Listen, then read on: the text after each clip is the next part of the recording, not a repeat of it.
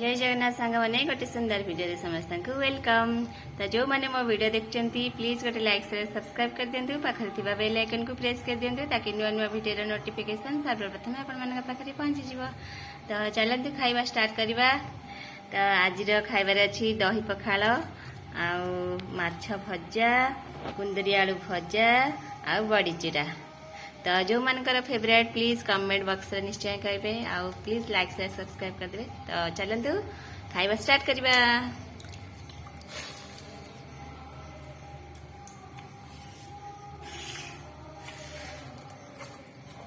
तो सकाळ सकाळ पखाळ माडटा हैला तापरे दिन जकार काम आरंभ हो। दही पखाळटा बहुत सुंदर देखा खाते लंका दड़ा है दही लंका किसी ना माछटा मसला टी फ्राए कर।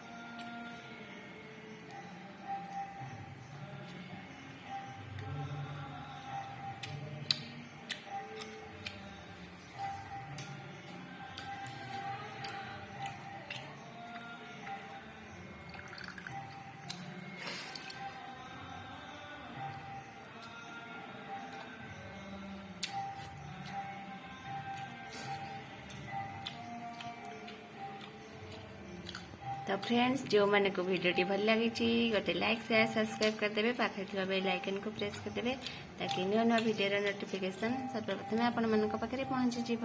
तो आज वीडियोटी मुझे रखी पुणी देखा एक नुआ वीडियो से विदाय दिखते। नमस्कार, जय जगन्नाथ।